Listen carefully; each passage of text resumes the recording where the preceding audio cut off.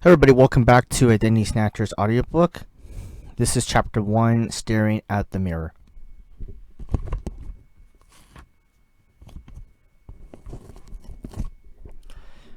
Staring at the mirror. UBF is all about discipline. The first discipline I learned at UBF Bible study was to examine myself. The weekly meetings became an excuse of self-discipline, self-control, and self-critique. Looking back now, it seemed as if we all sat around tables and stared at our reflection in a mirror, week after week. Being naturally introverted, this was not unusual to me. The primary Bible teaching in our minds became, quote-unquote, deny yourself. And so we began a life of endless pruning, cutting off the parts of our lives that were deemed unspiritual or seemed to hinder our mission to find college students and bring them to Bible study. At first, the UBF meetings made us feel special. In the end, we learned that we only had value if we remained loyal to the group and spoke positively about the group's mission. The writings of David Benner would later become so very meaningful to me. Quote, being yourself would not make any spiritual sense if your uniqueness were not of immense value to God. But each person is exactly that, of inestimable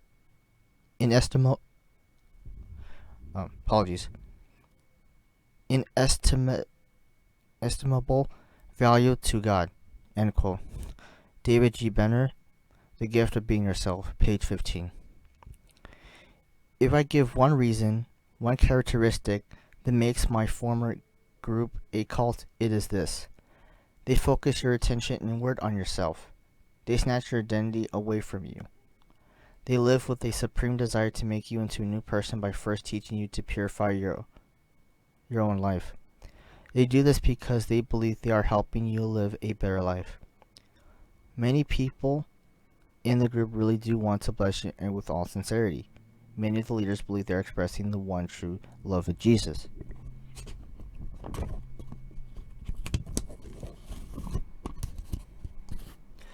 This is not any kind of Christian theology that I could find. However,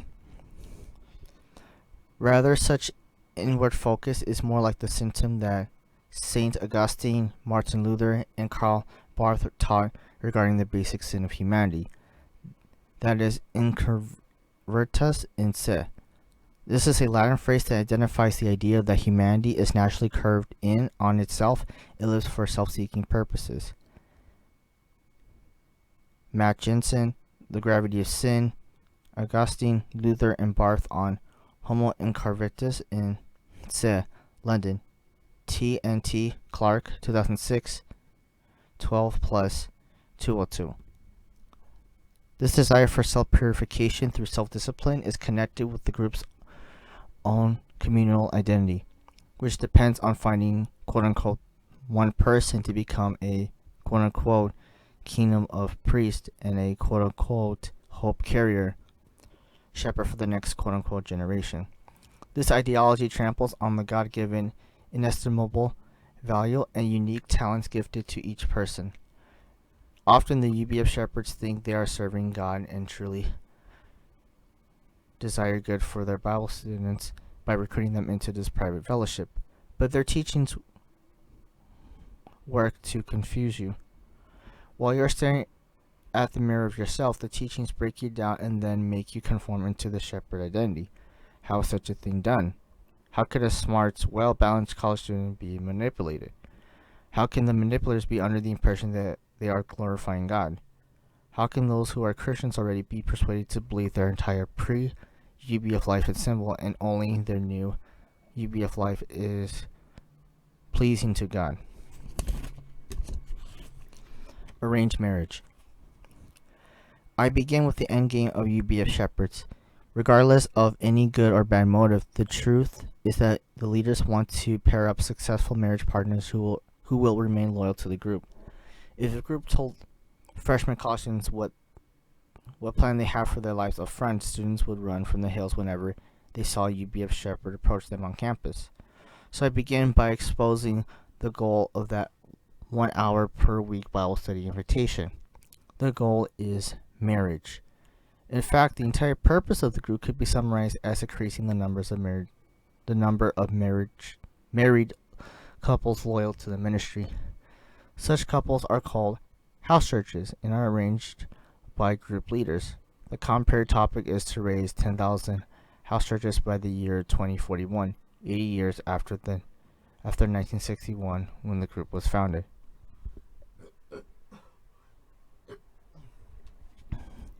The group uses marriage in three primary ways to institute control over student. The self-appointed personal lifelong shepherd finds a way to get the student to develop a quote-unquote marriage problem, accept quote-unquote marriage training, and finally to quote-unquote marriage by faith. The term marriage by faith means a marriage arranged by the group's leaders but intended to be God's divine will for the student. Consider this quote from a former member who grew up at UBF. Quote, viewing UBF from a behind-the-scenes perspective wasn't limited to my participation in the UBF orchestra. As a missionary kid, I was also witness to the process by which one is set up for an arranged marriage. According to UBF, these marriages happen through God's will. Dating is strictly prohibited as everyone is expected to focus all their time and energy to serving God, all the while leaving the issue of whom they will marry up to God. Those who do not put their faith in God to choose the perfect marriage partner are said to have a marriage problem, end quote. Anonymous former Triton UBF member. Control starts with identifying the quote-unquote marriage problem. This rather odd idea comes mainly from an obsession with John chapter 4 in the Bible. This passage was a Samuel Lee co-founder favorite and often still remains the highlight of conferences the group promotes. Many misunderstandings of this passage are taught. Perhaps the greatest misunderstanding is that of a quote-unquote marriage problem. In this John chapter 4 passage, Jesus met a woman coming to draw water by herself in the middle of the day. Jesus says to her at one point, quote, go call your husband, end quote. The thought is that the woman is filled with lust and longs for fulfillment from a husband. This is interpreted as her quote-unquote marriage problem.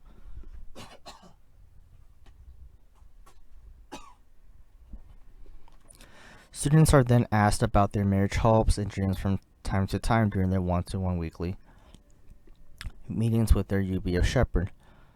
When a student happens to express ideas about marriage, the student is made to feel as if all these dreams are quote-unquote marriage problems. Quoting John 4 seals the deal, and the student is burdened with guilt about having worldly, unspiritual ideas about marriage. The intention of the UBF shepherd is to break down the student's personal ideas about marriage. This will be necessary for the student to accept the marriage by faith arrangement that will come several years later. The UBF shepherd feels he has done the will of God and honored the will of God by interfering in the student's personal life in such a personal way. In 2001, at the UBF International Summer Bible Conference, the messenger on John 4 shared this. Quote, humanly speaking, this was an interference with her private life. However, Jesus did not mind violating her human rights to talk about her sin problem in order to heal her sin-sick soul. Her real problem appeared to be a husband problem or marriage problem as common people think, but it was a sin problem. Her cursed woman's desire controlled her and drove her until she became a helpless Samaritan woman. As a result, even if she had married 5 times, she would remain with a severe marriage problem. In proportion to her gravity of sin, her cursed desire might have tormented her without ceasing. Genesis 3, verse 16. End quote. As the student's personal ideas about marriage break down, the time eventually comes for something called quote-unquote marriage training. This typically happens at the end of the UBF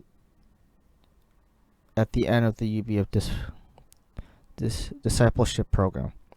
Some events that will trigger marriage training are asking your shepherd or shepherdess about marriage, mentioning marriage in your weekly Bible testimony, and staying after meetings to mingle with other students who are not of your gender.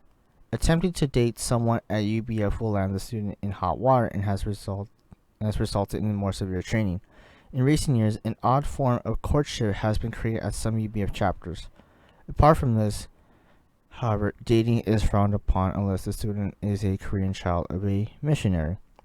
Such students, called quote-unquote second gens, are often allowed more slack in the ministry, perhaps because they have to deal with a severely restricted life at home. As with all training at UBF, the goal of marriage training is not any form of learning or edification for the student. The goal is to break something down and to remove more barriers that would hinder the student becoming fully devoted to the UBF lifestyle. The shepherds know they have control of something the student typically wants: marriage. By now, the student has become a shepherd and leader in his own right. As such, he has been conditioned to stop dating and wait in silence for a future marriage arrangement. During this time, training begins with a series of Bible studies. Some UBF chapters have developed an entire quote-unquote marriage by faith Bible study series. The purpose is not to equip the student for his future purpose or family life. The purpose is to ensure the upcoming marriage arrangement will be certain to advance the UBF system. The main Bible passage used for marriage training is Genesis 24. The story of Isaac and Rebekah is idolized as the perfect marriage by faith arrangement. The student is taught that only by entering into such arrangement can the full blessing of God be attained. The UBF shepherds try to imitate Abraham's servant in Genesis 24. As the marriage training continues, the student finds out that any marriage with someone outside the group is unacceptable. Any love interest outside the group is seen as Satan's temptation and a sure road to pain. The student also finds that celibacy is viewed as a laughable and unspiritual idea by the UBF shepherds. So the student gets trapped in one of the greatest contradictions found in UBFism. Sarah Berry, the model of faith, is celibate, but all students and leaders are required to marry. The student is trained to think that only marriage by faith, that only marrying another UBF quote-unquote woman of faith or quote-unquote man of mission will bring about God's great blessing and happiness. At the same time, the student is trained to live a mission-centered life totally dedicated to UBFism like Sarah Berry. Much tension results from this contradiction. How can you not be family-centered when you have a family? How can a family have the same devotion to UBF mission as Sarah Berry, who has no family? One marriage training event stands out to me. After going through my own marriage by faith, I watched in silence for days on end as an unmarried shepherd was given harsh training. He really liked one of the women in our group, so he was told to propose to her. The woman was asked to reject the proposal to teach him not to be so anxious about solving his marriage problem. After that, the unmarried shepherd had to study Genesis 24 and submit daily written accounts of how he spent his time hour by hour.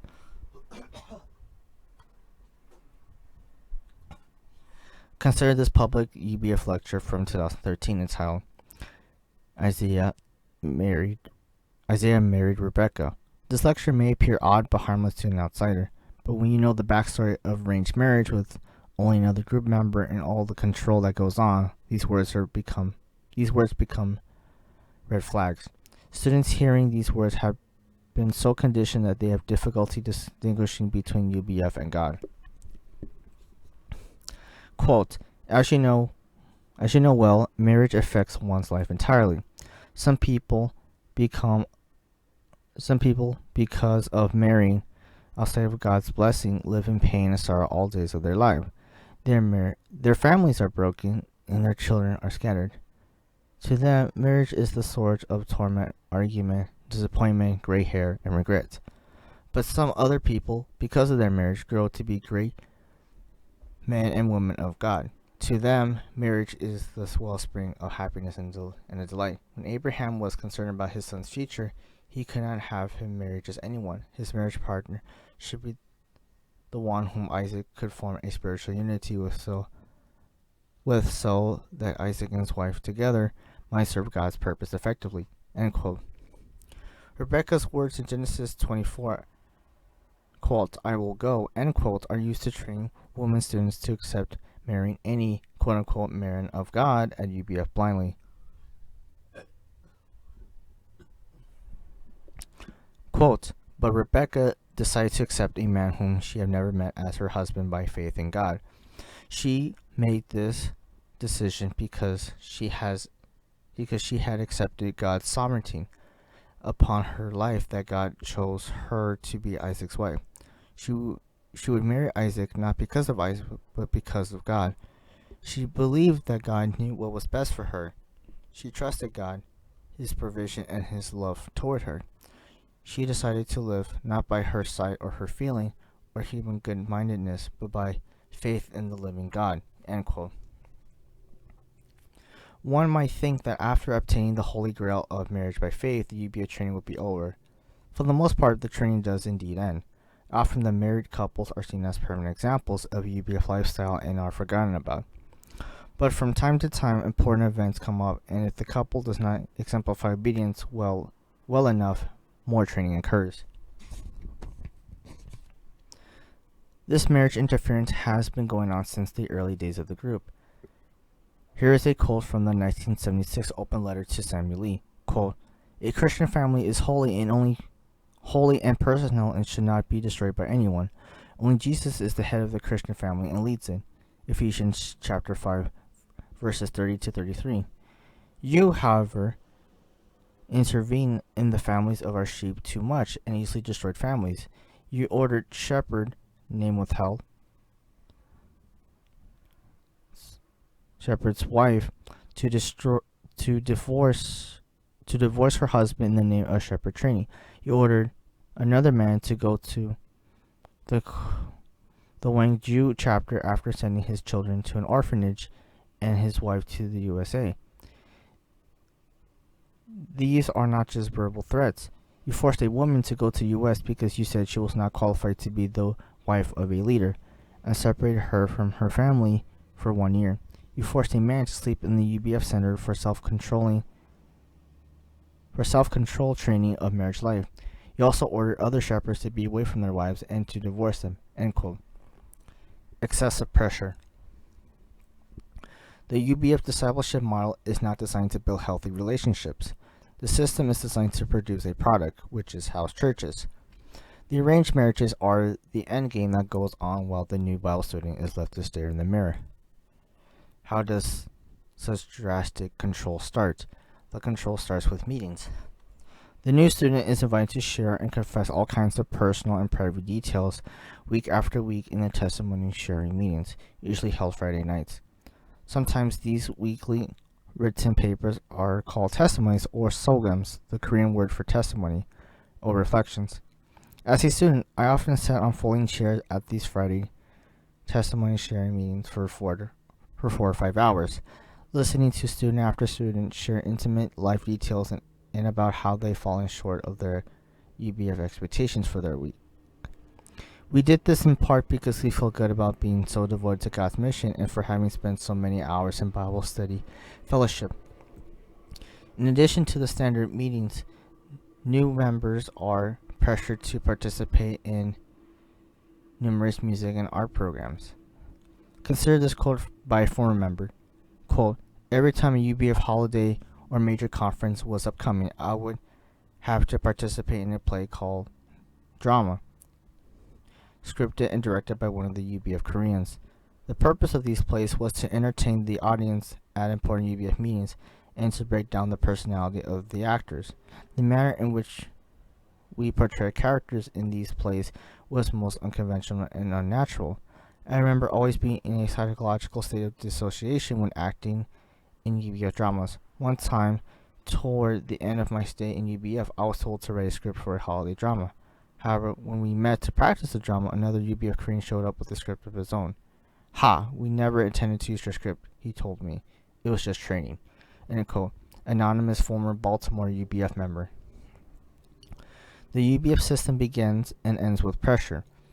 The sources of that pressure seem innocent enough and are always rewarded with good food and many compliments. The student is invited to more than just a weekly Bible study meeting, Over time, the student is pressured to attend an endless array of meetings. The intention of all these activities may be good and noble, but whatever good intention exists, such intention is swelled with the pressure to attend. The new student discovers over time that the good fellowship is really intended to break down a student's defense in such a way that a student feels as if he or she made their own decisions. Such intrusion into a student's life is unhealthy, but seen as a kind of holy love or spiritual cure. The UBF system is set up in such a way that the student will think they are in a Christian discipleship program, with the expected Christian goals of purity, love for God, love for others, and justice. To outsiders and newcomers, the UBF system often appears to be nothing more than a hyper-evangelical conservative Christian group with a few oddities. As a new student attends more and more drama rehearsals, prayer meetings, and other fellowship, something seems odd, but usually they dismiss the oddity as being part of the Korean culture. This culture is heavily presented at most UBF chapters. However, something more harmful is contributing to the odd sensation or mixed bag that outsiders often claim to see. Discipleship at UBF begins with breaking down barriers and intruding into the student's boundaries. At first, the student may find this a welcome surprise. So many people seem to care so much. The student who accepts the UBF invitation is often treated like royalty. If the student has a background of being neglected or is at a low point in their college life, the overstepping of personal boundaries feels good at first. To those students who have had recent trauma in their lives, such as the death of a family member, the intrusion may not even be noticed. There are three main ways this pressure is applied to a new student: the pressure of confusion from false promises, the pressure of isolation from their old life, and the pressure of performance in order to fit into the new community.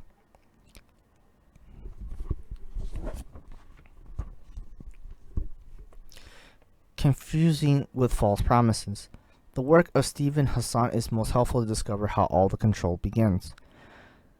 Stephen was recruited into the Unification Church started by Sun Myung Moon, i.e. the Moonies, also a Korean organization. The UBF system might be called a Moonie light religion. Moon did what UBF missionaries often dream of doing but cannot. Reading Stephen's writings about the Unification Church is eerily familiar to me. Quote, "They claim to be a community of young people struggling to overcome cultural barriers. This type of recruiting is insidious because members often speak and act with the greatest sincerity, having been subject to the same techniques they use to recruit others." End quote. Freedom of mind, helping loved ones, leaving controlling people, cults, and beliefs. Stephen Hassan, page 13. Often the UBF missionaries claim they are just doing cross-cultural work. They say that the odd mixed bag nature of their ministry is because Koreans are learning how to adapt to American or Russian or Chinese culture. As an insider, I can say this claim is entirely false. Students are confused right from the start, not because the Koreans are adapting to them, but because the students are adapting to the Koreans. The late co-founder Samuel Lee often bragged about eating a McDonald's hamburger every week. We laughed at this story and felt connection through it, but he did this not to live like an American, but to hide the fact that he wanted Americans to return the favor. And we did. In fact, for that one hamburger story, we Americans at UBF adopted trade after trade of the Korean culture. We ate Korean food. We spoke in the broken English called Konglish. We adopted the Korean mannerisms and lifestyle, including arranged marriage, which is normal to Koreans but foreign to Americans. Instead of respecting the host country's culture, the UBF Koreans impose their own culture onto the host country. Some will point out that this is a common mistake of Christian missionaries. However, just because you make the same mistake as Christian missionaries does not mean you actually are Christian missionaries. The pressure of being Koreanized creates much confusion for a new student. Soon, however, the student adopts the culture bashing of his or her own country. The American student begins to see America as a hopeless country absent of any Christian influence. Anyone outside the UBF community is seen as anomaly at best and evil at worst. There are many false promises given to the new student. Through flattery and praise, called love bombing, the student is prone to believe the promises. One of the most pretentious promises is that the system will make you a world-class leader. Just 1 hour per week for Bible study will transform you into a high-quality leader and make your name great, they claim. Yet, never is anything world-class actually taught. In the end, this is just one of the many dangling carrots to attract ambitious students who will work to build up the UBF system. After 24 years of such world-class training, I found that I could not even speak my own language very well. I could not even identify basic Christian doctrines anymore or talk about the latest world news. My Catholic knowledge from my youth was all but forgotten. I was far from being a world-class leader. Such false promises create a cloud of confusion hanging over the student even years later.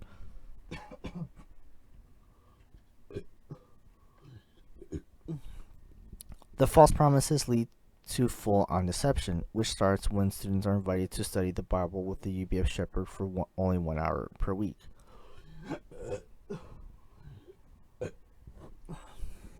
Excuse me. They're not told that the real goal of UBF is to raise and train them as disciples who will form a house church. The students are not told that their shepherd will be considered their personal shepherd to whom they are now belong as sheep for the rest of their life. The new recruit is not told that they now must obey and become forever thankful to their shepherd once they find a personal relationship with God through the Bible study. The students are not told that they must remain loyal to spreading UBSM the rest of their life. In the beginning, they are told the Bible study is completely free and without obligation. They are not told that in addition to one Bible study meeting, they will be also required to attend many more meetings. They are not told about the rules that will slowly be made obligatory during the course of time, step by step. When new students ask what UBF actually is, they are told UBF is a mainstream non-denominational student church.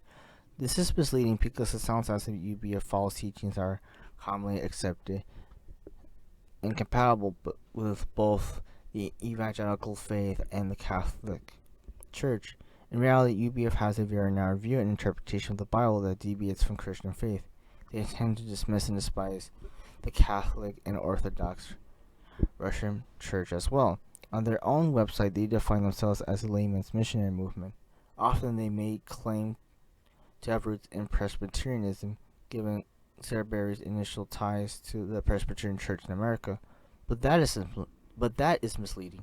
Samuel Lee broke off ties with the Presbyterian Church and instituted his own brand of spirituality. UBF has created their own kind of organization based on rigid authoritarianism, but they don't want to admit that to newcomers or outsiders. Isolating with meetings.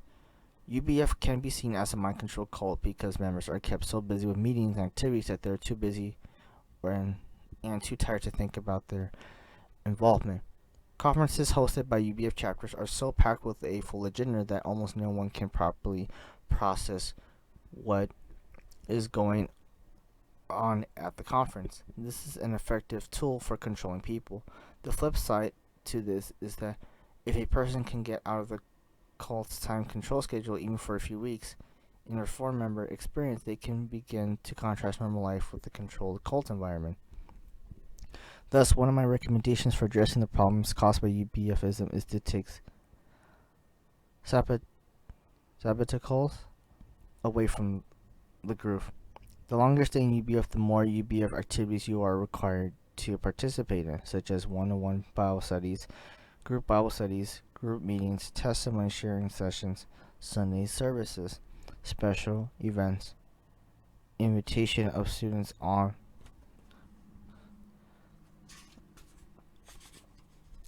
the campus and in the dormitories, fishing, conference preparation meetings, rehearsals for singing, dancing, drama performances, mission journeys, anniversary celebrations, weddings, more meetings, early morning daily bread prayer meetings, often prayer meetings, fellowship meetings, special fellowship evenings, cooking food, to be served after Sunday service, cleaning the center, renovating or reconstructing the center, grammatical corrections of the written testimonies and sermons delivered by the Korean members, preparation of sermons and testimonies to be delivered at conferences with repeated rehearsals and message training, copying the lectures, questionnaires, and invitation flyers, cleaning the bathrooms, creating the weekly banner for Sunday in colorful letters to put on a wall. Whew, so many activities. As soon as you start participating in one of the weekly activities, the activities become mandatory. You're expected to attend every week without fail, particularly the one-to-one Bible study. The Sunday service and conferences are events that result in severe rebuke or training when missed. Even if you have other obligations on the weekend, like attending a marriage or a funeral in your family, a conference or a Sunday service takes precedence. For example, when my wife and I attended my brother's wedding, I was told to admit that I've acted like Satan for abandoning my missions from God.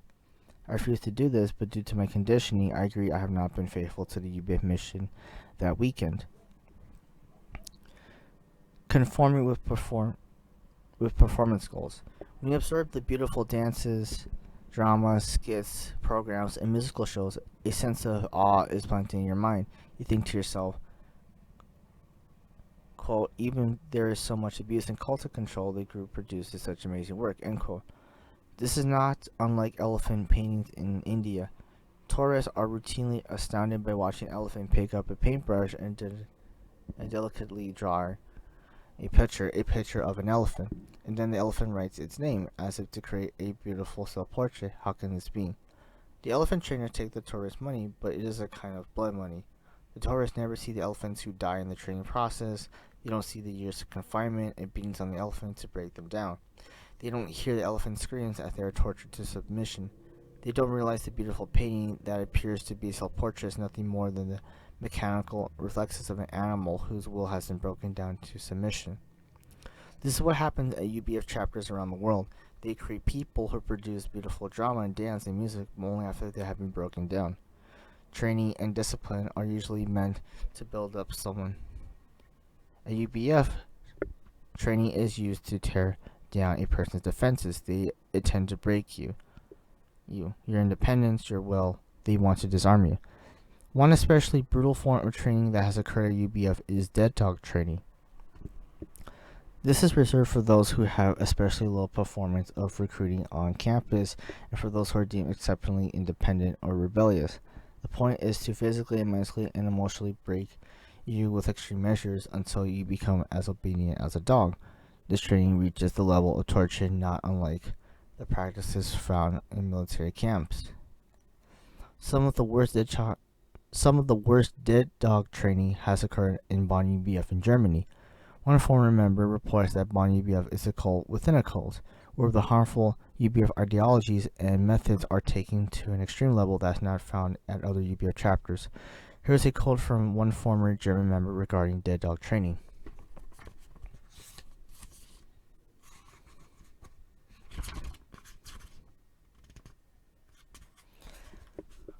Quote, there was what they called dead dog training. Like 8 people would stand around the person to be trained, who was kneeling. First, the 8 scream at him, accusing him of sins. Then they beat him and kick him. Then they take him and carry him away and throw him somewhere. Everything has to be accepted by the victim. The only reaction permitted is crying. Or another training, punishment without cause. You'll get the command, for instance, to run or to stretch up the hands in the air, or perhaps you're told to stretch out your hands forward and you receive blows on them with a stick, or perhaps you don't get the blows yourself, but another person is beating in your place, and it is told to you that he is beaten because of your sins. The only reason given for the punishment is this comment: "You know why?" You are then asked why. You say something. You must say something. You are given the same punishment again. This can go on for up to half an hour, holding your hands up or some other torture, but you don't know why. The result is the destruction of the inner being of the victim. You can also call it torture. It is also It is all about abuse of spiritual power, end quote, anonymous former Bond UBF member. Regardless of the level of severity of the training, the UBF shepherds usually know well when the time has come to switch from quote-unquote love bombing to quote-unquote disciple training. Their first goal for sheep is that they share a life testimony in front of the group or even in front of several hundred people at a UBF Bible conference. In these testimonies, they express how their former life had been a mess without God, how they found God through their UBF shepherd, and how they now want to live as a shepherd in UBF out of gratitude for God sending UBF into their lives. The student receives a lot of praise, affirmation, and love after making such a commitment. After such life testimony sharing session, there's usually some celebration with singing and dancing, eating, and fellowship. A feeling of euphoria fills the newly baked shepherd. Now there is no way back. The sages said for increasing compliance with the demands of the shepherd and chapter director in order to pay back the love that was shown to them. The student now feels compelled to obey new training and new disciplines because he or she does not want to lose the love and affection that has become an addiction by now. Stopping UBF activities becomes embarrassing because the new shepherd has already made many claims that they are so fruitful, dedicated, and passionate for God. The thought is that if you really love Jesus, you will keep participating at higher and higher levels of commitment to UBFism. Often the UBF chapter director uses the euphoria after sharing the life testimony to wrench the next commitment from the new member on the very same evening, like moving into a common life apartment with other UBF members, often called brother's house or sister's house. The love bombing phrase ends rather abruptly, and before the student can process what is happening, the training phase begins. Training is escalated to soldier training or messenger training soon after sharing a life testimony. After making a commitment to live as a kingdom priest in a holy nation, shepherd, UBF directors, and shepherds begin to push the new shepherd or shepherdess to keep their commitment. The new shepherd's self-worth becomes dependent upon their weekly performance report of recruiting on campus and how many times they held daily bread devotionals. The amount of weekly offering and statistics about how many times a testimony was shared are also tracked. All the while, the student is deeply fixated on his or her own reflection in the mirror, seeking out every tiny flaw and cutting it off in an endless cycle of self-purification.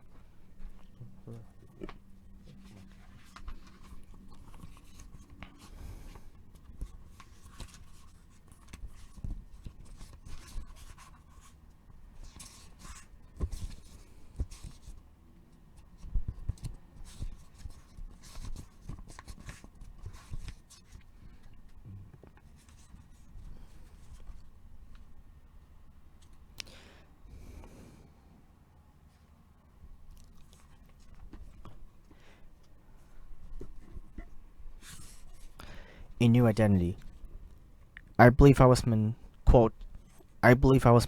emotionally and spiritually so that I became like a puppet. I became a shell of a person. I disagreed with the way my shepherd controlled and dictated everything in my life, from what I ate and what I wore, how I spent my time, who should I marry. Like my friend, I was quote-unquote engaged at age 12 to what I should study in college and what career I should have, knowing also about my shepherd's grip of control on others and the pain that had been inflicted on them, including my violin teacher.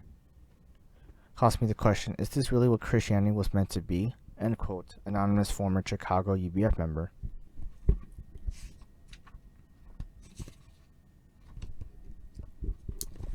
As I stared myself in the mirror, constantly reflecting on my flaws and shortcomings, a new identity was forming in my mind.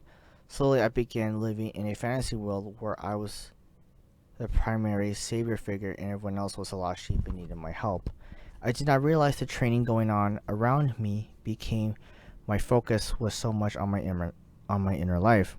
The reality was that I and my friends were were progressing through a well-defined training model. Almost all members I talk to now deny such a model exists because it is not well documented. My claim, however, that this model is real, for me documenting the discipleship model was the most helpful to take my eyes off myself and examine what was going on around me. The following slide is a rare example of documentation about the model, what describes the UBF training model extremely well. This has been shared publicly by UBF from their 2010 Fishing and Outreach Directors Conference.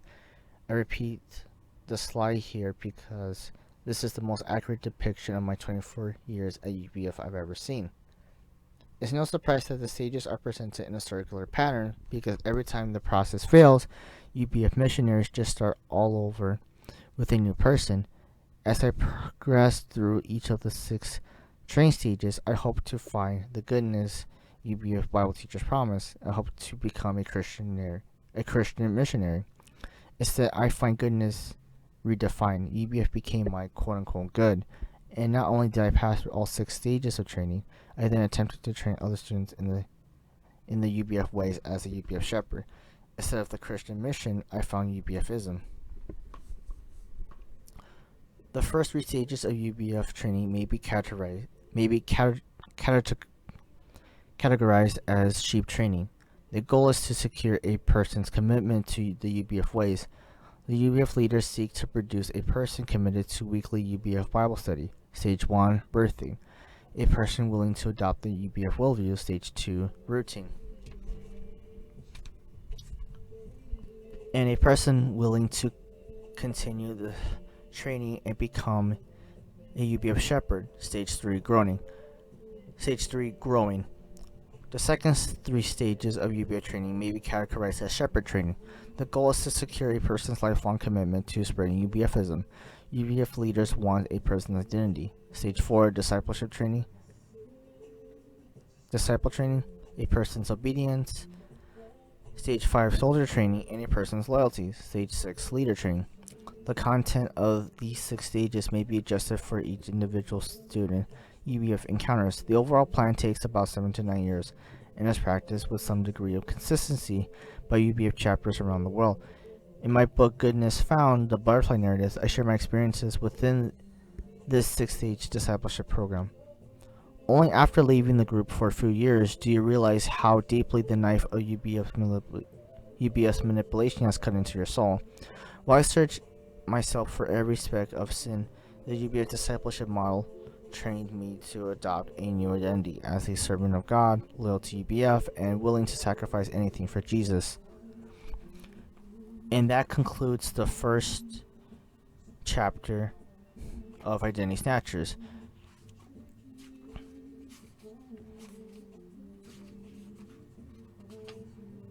Staring at the mirror.